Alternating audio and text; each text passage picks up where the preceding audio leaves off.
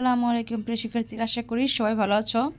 তো আমি আজ তোমাদের নবম শ্রেণীর নবম এবং দশম শ্রেণীর দ্বিতীয় অধ্যায় জীবনের জন্য পানি, এই পানির অধ্যায় থেকে আমি তোমাদের কিছু সৃজনশীল প্রশ্ন দিয়ে দিচ্ছি।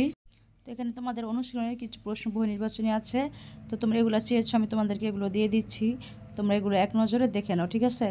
এখানে দেখো নিচের অনুচ্ছেদটি পড়ে এবং সৃজনশীল আছে কিছু, তারপর সৃজনশীল সিস্টেমে যে টিক চিহ্নগুলো এগুলো আছে এগুলো সবগুলো উত্তর দিয়ে দিচ্ছে এবং সৃজনশীল প্রশ্ন আছে, বড় প্রশ্ন যেগুলো পাশের চিত্রটি দেখে প্রশ্নগুলো উত্তর দাও। তারপর 2 নম্বর আছে এবং 1 এবং এই দুইটা প্রশ্ন আমি তোমাদের সৃজনশীল সহ উত্তর সহ দিয়ে দিচ্ছি। তো দেখো এখন আমি উত্তর সহ দিয়ে দিচ্ছি। অনুশীলনের যে তোমাদের টিক চিহ্নগুলো দেখো, কোন উদ্ভিদটি পানিতে এবং স্থলে উভয় জায়গায় জন্মে? উত্তর গ। এই দেখো এখানে দেয়া আছে উত্তর গ, এই যে গ কলমি। তারপর হচ্ছে 2 নম্বর, পানির পিএইচ এর মান খুব কমে গেলে জলজ প্রাণীর কী অবস্থা হয়? দেখো এটার উত্তরটা দেয়া আছে, এটার উত্তর হবে ঘ, ঠিক আছে? মানে তিনটাই, এই যে ঘ, এটা হবে সঠিক এবং এই তিনটাই হবে সঠিক উত্তর। যে অঙ্গ প্রত্যঙ্গ সঠিকভাবে বিকশিত হবে না, দেহ অভ্যন্তরে খনিজ পদার্থ কমে যাবে, রোগ ব্যাধি সৃষ্টি হবে। এবার আমরা আসি 3 নম্বরে। 3 নম্বরটা আমাদের পড়ার আগে এখানে একটা অনুচ্ছেদ সিস্টেম আছে, এই অনুচ্ছেদ থেকে আমাদের পড়তে হবে, অনুচ্ছেদটি পড়ে দেন এর উত্তর দিতে হবে। যেমন দেখো, অনিক ও তুষার দুজনে দুটি পুকুরে মাছ চাষ করে। অনিকের পুকুরের মাছের বৃদ্ধি সন্তোষজনক, আর তুষারের পুকুরের মাছগুলো দুর্বল, এদের অঙ্গ প্রত্যঙ্গগুলো সঠিকভাবে বিকশিত হয় না। পরীক্ষা করে দেখা গেল অনিকের পুকুরের পানির পিএইচ 7.5 ও তুষারের পুকুরের পানির পিএইচ 5.5। অনিকের পুকুরের পানি কোন ধরনের? তাহলে উত্তর হবে খ, ক্ষারীয়। আর এখানে দেখো 4 নম্বর হচ্ছে তুষারের পুকুরের পানিতে নিচের কোনটি প্রয়োগ করা উচিত? অ্যাসিড, ক্ষার, ক্যালসিয়াম, ফসফরাস। উত্তর হবে খ, ক্ষার। তো এই ছিল আমাদের টিক চিহ্নগুলো। এখন আমি দিয়ে দিব সৃজনশীল। তো দেখো এখানে তোমাদের অনুশীলনীর সৃজনশীল দেয়া আছে। দেখো এখানে বলা আছে যে পানিতে দ্রবীভূত কোন গ্যাসের সাথে গ্লুকোজ বিক্রিয়া করে?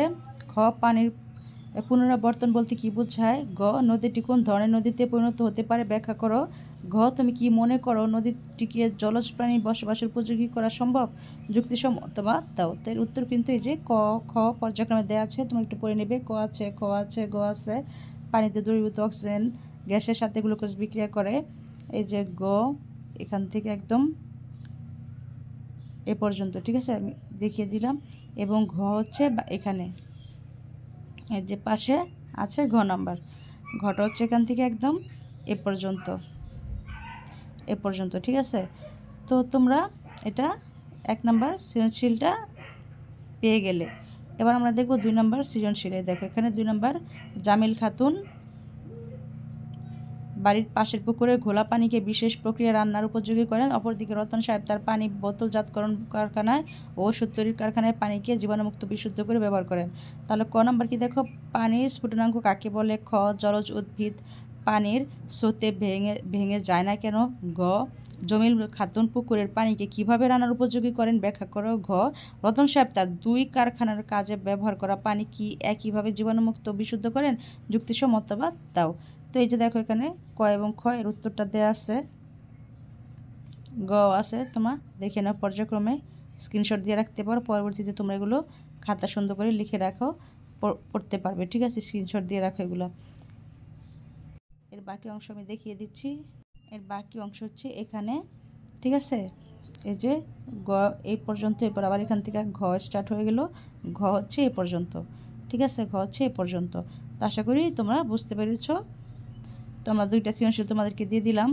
তোমাদের যদি কারো কোনো ভিডিও দরকার হয়, মানে এই সৃজনশীল ক্লাস দরকার হয়, অবশ্যই তোমরা আমাদেরকে জানাবে কমেন্ট বক্সে। অবশ্যই তোমরা সাবস্ক্রাইব করে রাখবে যেন আমি যখন ভিডিও আপলোড দিই তার দ্রুত তোমাদের কাছে চলে যায়। এখানে সকল প্রকার সাজেশন ভিডিও, তোমাদের যে পরীক্ষার জন্য ইম্পর্টেন্ট সব কিছু তোমরা পেয়ে যাবে, তাই অবশ্যই সাবস্ক্রাইব করে রাখবে। তো আমি এখানে বিদায় নিচ্ছি। সব ভালো থেকো, সুস্থ থেকো, আল্লাহ হাফেজ।